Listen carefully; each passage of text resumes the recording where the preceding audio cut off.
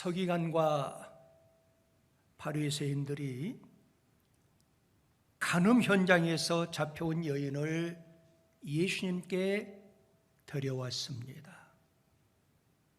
오늘 본문의 내용은 예수님을 정죄하기 위해서 오늘 본문에 여인을 데리고 왔지, 여인을 정죄하기 위해서 여인을 데려온 것이 아니라는 사실입니다.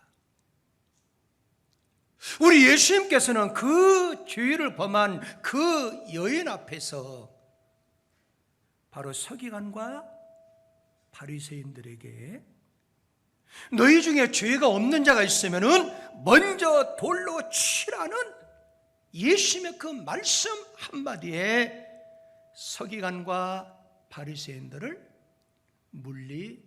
물리치셨습니다. 우리 예수님과 여인을 정죄하기는커녕 도리어 서기관과 바리새인들이 양심에 의해서 그들이 정죄를 받게 되었습니다. 오늘 본문의 내용을 보면은 어른으로 시작해서 젊은이들까지 한 명씩, 두 명씩 다 사라졌어요. 이 말씀, 이 현장을 우리가 생각하면서 여러분과 제가 과연 무엇을 깨달아야 될 것인가?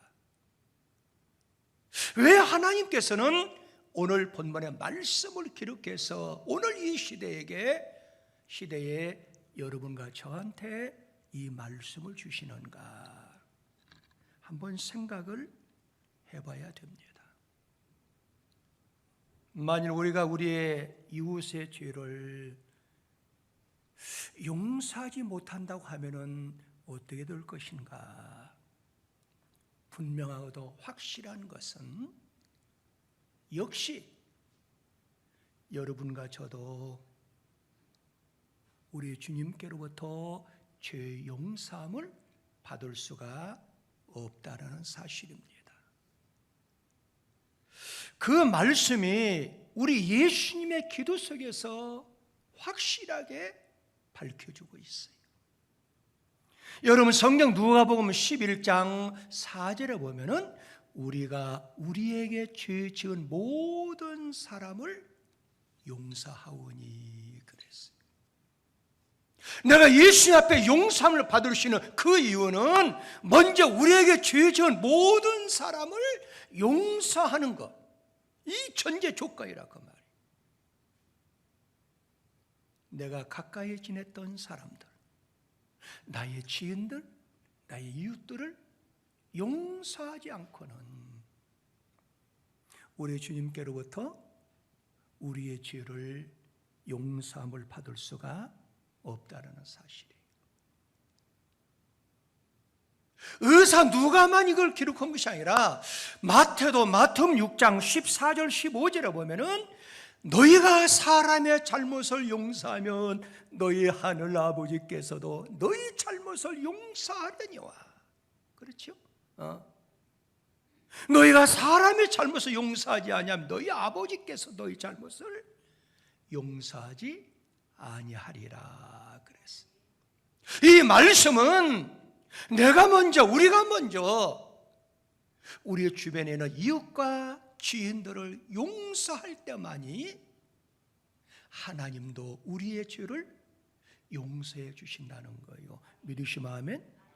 그래서 바울 사도는 에베소 교회 성도들을 향해서 에베소 4장 32절에서 보면은 서로 함께 읽으시자.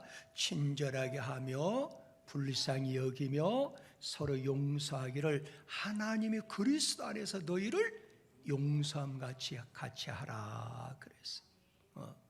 하나님이 용서함 같이 너희도 지인들을, 이웃들을 용서하라 그 말이에요. 우리 예수님께서 나를 위해서 엄청난 대가를 지불하시고 그리고 나에게 구원이라는 큰 선물을 주셨음을 여러분과 제가 믿어야 된다는 거예요. 그 마음이 없으면은 그 고마움과 그 감사한 마음, 그 개념이 없기 때문에 우리 주변에 있는 사람을 용서할 수가 없다는 사실이에요. 그러므로 여러분과 제가 생각을 좀 바꿔야 된다고 말이에요. 예수님이 저분을 위해서도 죽으셨구나. 우리는 착각하는 이유가 예수님은 나만 위해서 죽은 줄 알아요. 예수님은 나만 위해서 십자가 지신 줄 알아요. 아니라는 거예요. 우리 예수님은 내가 용서할 수 없는 그 사람을 위해서도 십자가를 지셨고, 할렐루야. 우리 예수님은 내가 용서할 수 없는 저분을 위해서도 엄청난 피를 흘려주셨고, 내가 도저히 용서할 수 없는 저분을 위해서도 엄청난 대가를 치루어 주셨다는 거예요. 그러므로 제가 저분을 미워하게 되면은 우리 예수님이 화가 날까요? 아니면 화가 날까요? 둘 중에 하나. 화가 난다는 거예요. 예수님의 자존심을 건드는 경우가 되는 거예요. 그러므로 여러분과 제가 이웃을 볼 때에 내 시각으로 보면은 안 돼요.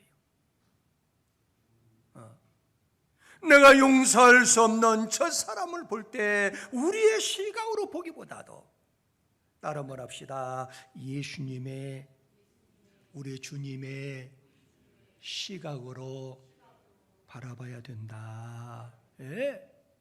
예수님의, 주님의 시각으로 볼 수 있어야 된다고 말이에요. 뭐 논리적으로나 이성적으로 아무리 용서하려고 해도 그게 내 힘으로 안 될 때가 많이 있어요. 하나님의 말씀을 듣고 보니까 맞아 우리 예수님이 나를 용서함 같이 나도 상대방을, 저 사람을 용서해 줘야 돼. 그는 막상 실천하려고 하면 안 된다고 말이에요. 그럴 때마다 여러분과 저는 이 말씀을 좀 기억해야 돼요. 어떤 말씀? 자, 골로새서 3장 13절 14절의 말씀을 묵상하면서 누가 누구에게 불만이 있거든 서로 용납 피차 용서하되 주께서 너희를 용서하신 것 같이 너희도 그리하고. 예수님이 나를 용서한 것을 생각하라 그 말이에요. 이 모든 걸 위해 사랑을 더하라는 거예요.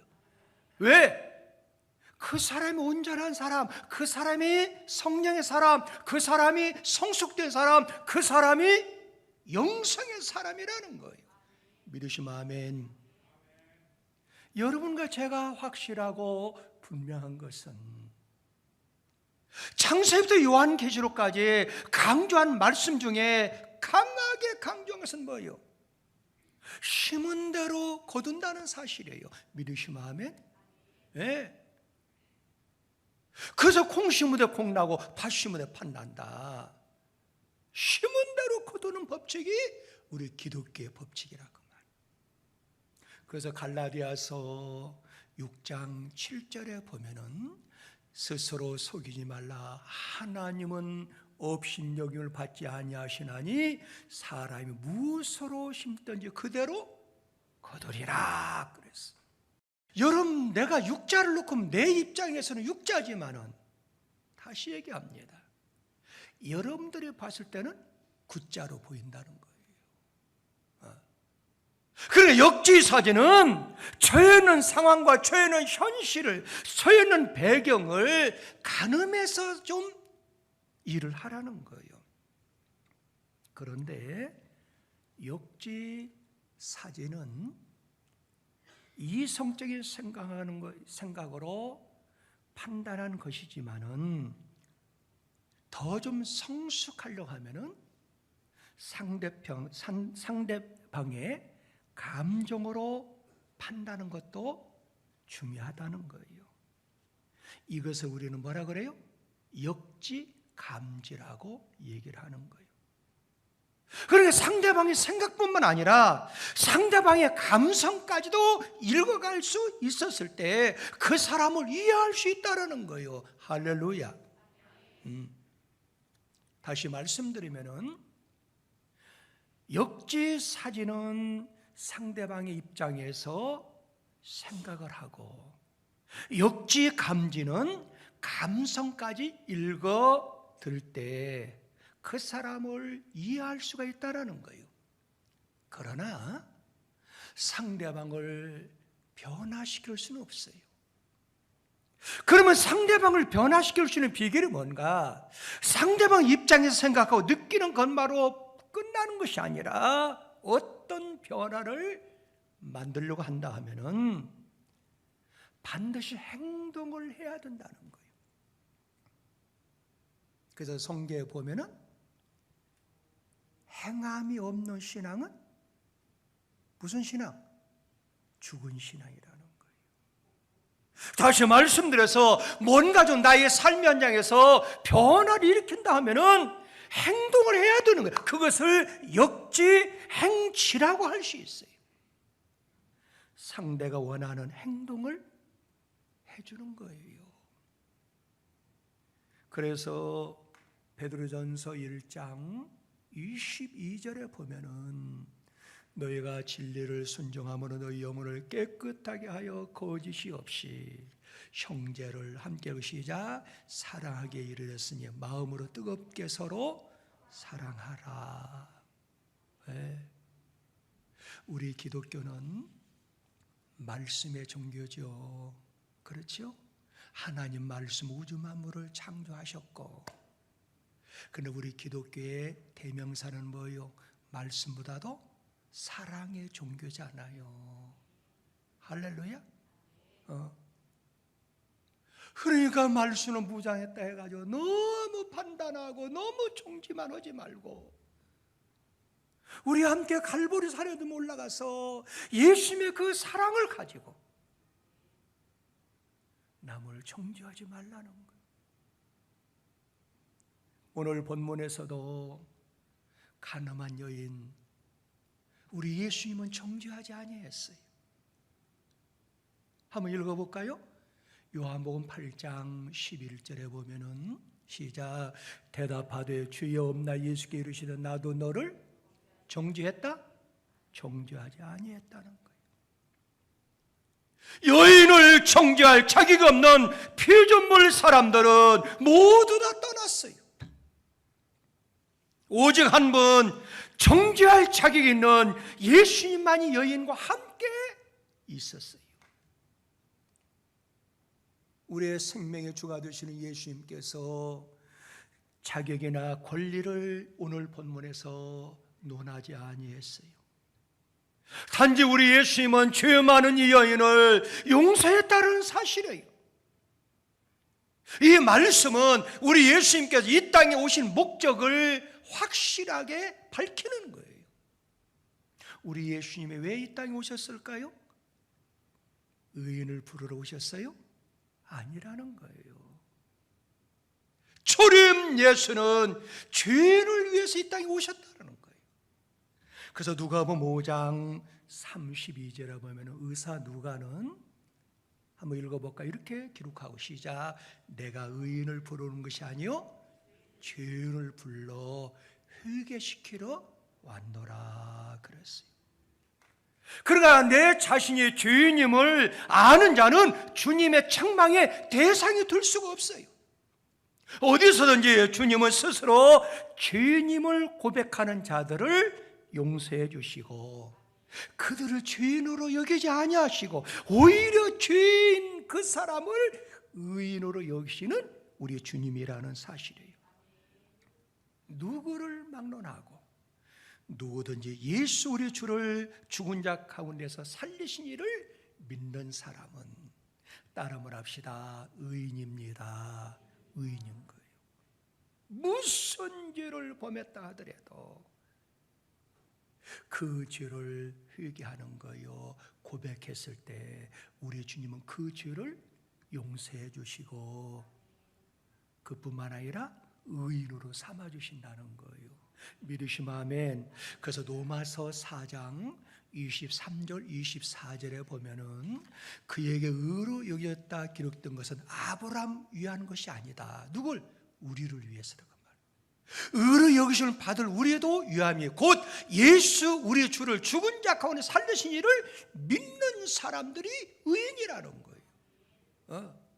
죄를 많이 안 져서 의인이 아니라 무슨 죄를 범했다 하더라도 우리 예수님 앞에 죄를 고백하고 용서함 받으면은, 그리고 예수를 믿는다고 하면은 그 사람이 의인이라는 거예요. 믿으시면 아멘.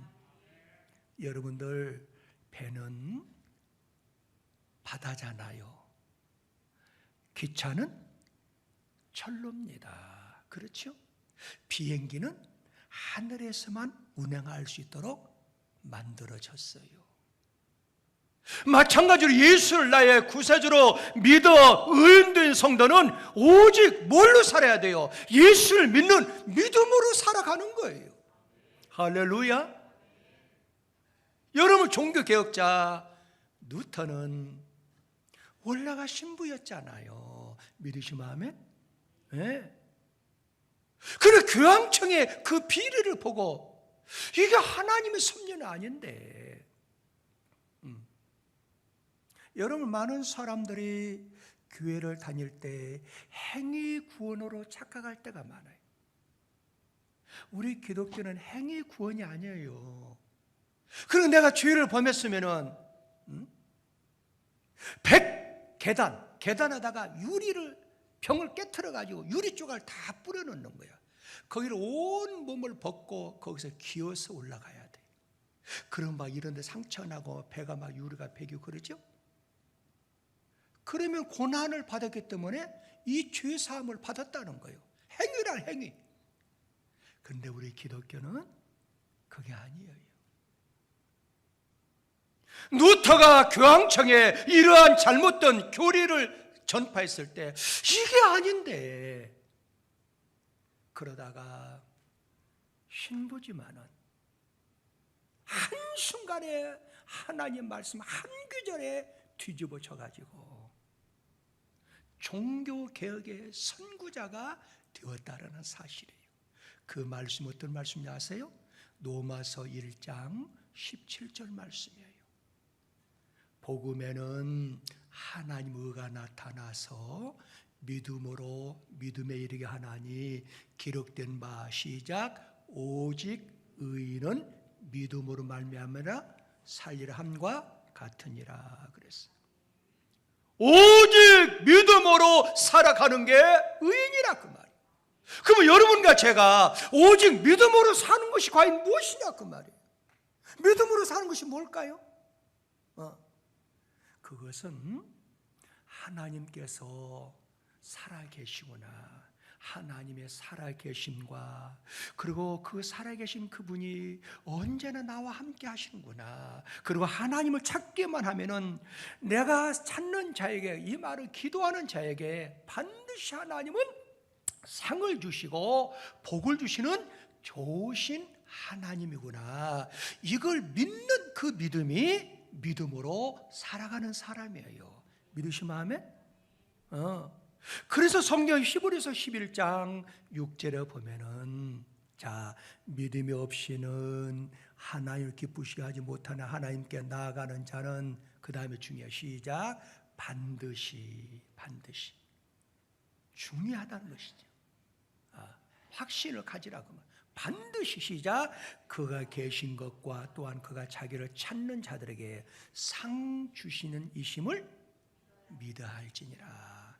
하나님은 반드시 상을 주시는 하나님이라는 거예요.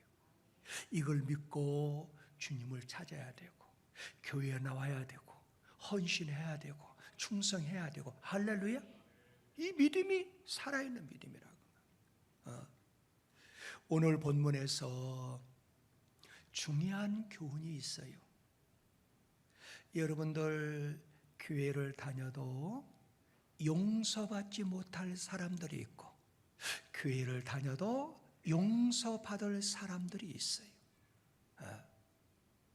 그럼 오늘 본문을 통해서 용서함을 받지 못할 사람이 어떤 사람들일까요? 그건 오늘 본문 9절에 나와 있어요. 그들이 누굴까요? 바리새인과 서기관들이 시작 이 말씀을 듣고 양심의 가책을 느껴 어른으로 시작하여 젊으니까 하나씩 나가고 그랬죠. 그리고 이 말씀 바리새인과 서기관들이 예수의 말씀을 들었어요. 양심의 찔림을 받았어요. 그러나 그들은 회개할 줄 몰랐어요. 죄는 양심의 찔림을 받고 과거를 뉘우친다고 해서 용서받는 것이 아니라는 거예요. 죄 용서함을 받을 수 있는 비결은 오직 예수 그리스도를 믿고 예수 그리스도 앞에 나와서 회개할 때만 가능한 줄 믿으시기 바랍니다. 그런데 그들은 예수의 곁을 떠나버렸어요. 이 말씀은 결과적으로 그들의 죄 용서함 받을 수 있는 기회를 영원히 상실했다는 거예요.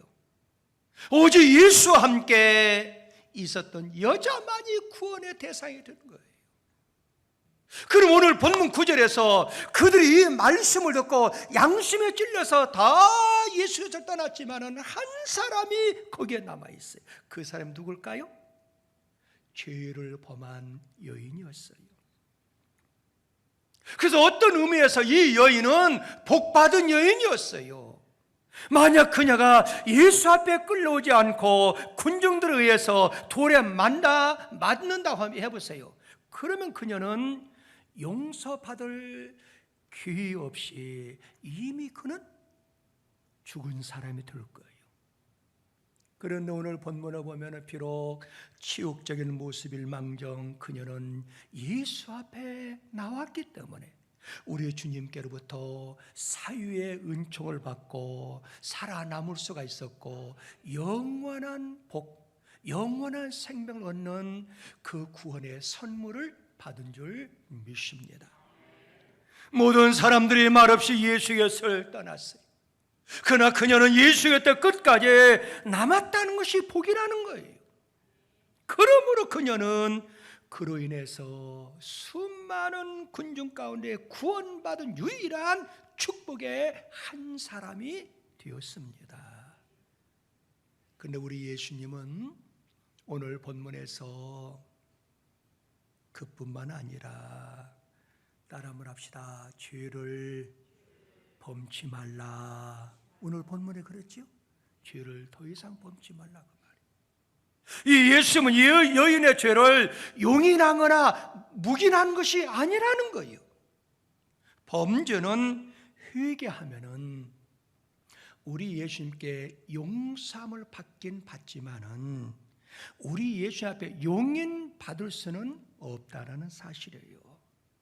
그러므로 여러분과 제가 영성이 깨어서 회복이 됐다 하면은 우리의 삶 현장에서 어떠한 경우에도 죄와 타협하지 말고 하나님을 믿는 믿음으로 살아가야 될 줄 믿습니다.